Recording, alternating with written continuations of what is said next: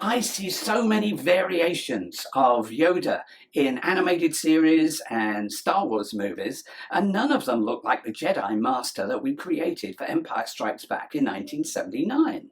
Not the same likeness, not the same expressions. I figured the only way we were going to get that right is if I rebuilt him myself.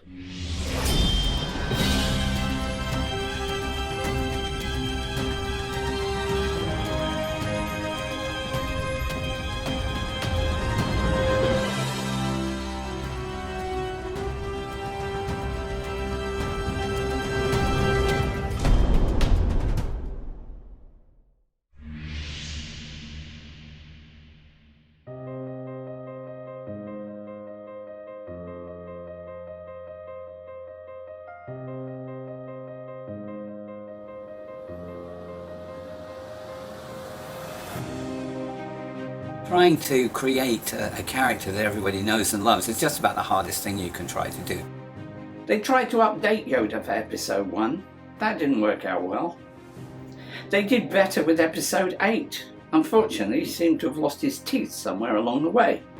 With me having been there while Stu was sculpting Yoda and having made the molds and having done final assembly on 3 of the 4 Yoda heads needed to complete The Empire Strikes Back. Maybe my perspective is a little different. My old boss Stuart Freeborn spent months recreating the masterful sculpt that incorporated so many expressions in one face. And recreating the sculpt was a daunting task.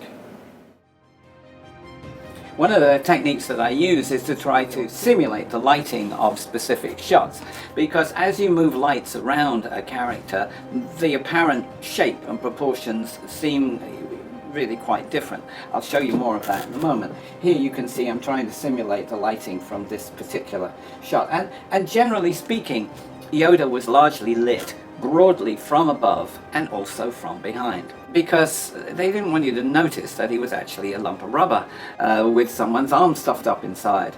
Of course, when you change the lighting on Yoda, he looks entirely different again.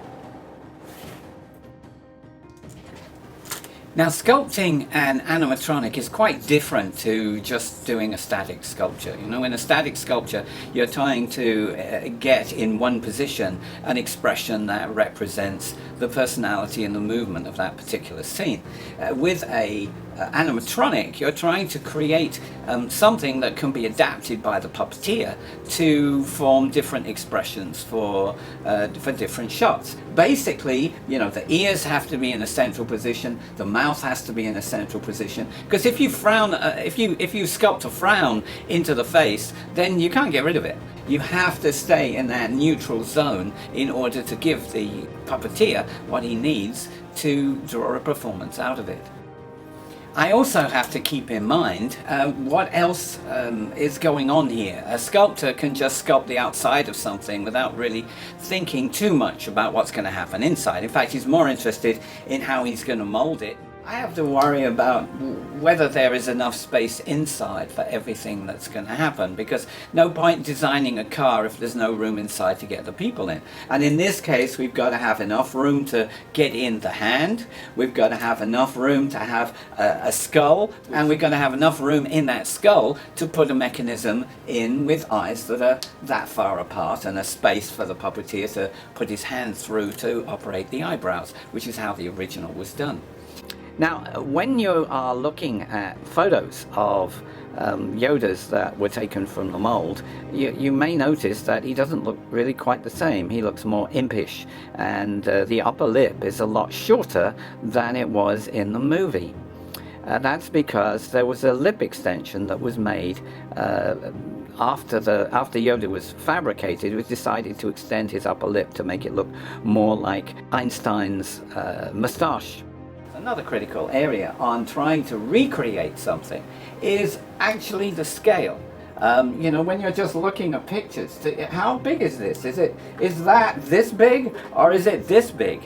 When I made the Yoda that I built in 2015, I had nothing more than memories and photographs to base that on. I actually knew what the distance was between the eye centers, so that helped me scale up each photo. But really that wasn't going to give me the 3D that I needed to make something that was absolutely perfect. In 2016, Lucasfilm invited me to show the animatronic puppet that I'd built at Celebration Europe in London. I had a couple of good strokes of luck. First of all, this was what we call the plunger that fits inside the skin mold to determine how thick the skin is going to be. And so it's a perfect cast of the skull. I managed to purchase that.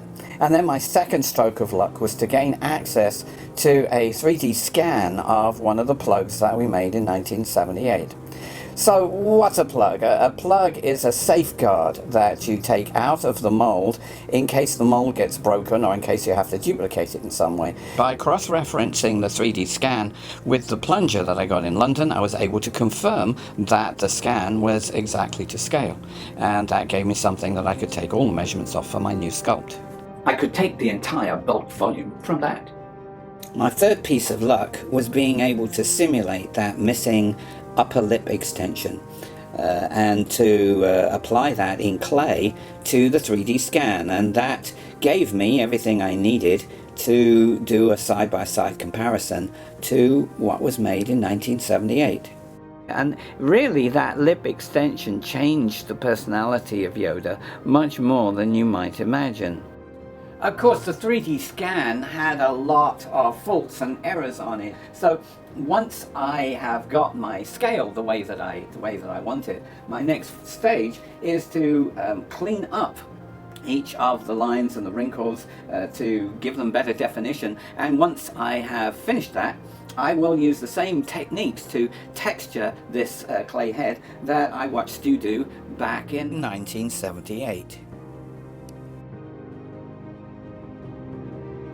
My old boss Stu Freeborn and I were not the only people involved in creating Yoda, and I'll tell you about the contributions that each of those other artists made too. But that's another Star Wars inside story that I'm going to have to save for another day. I'm Nick Maley, the Yoda guy. I'll see you next time. Thanks for watching. Make sure you subscribe and ring the bell, or you may miss our next video about making Star Wars and practical creature effects told by people who were actually there.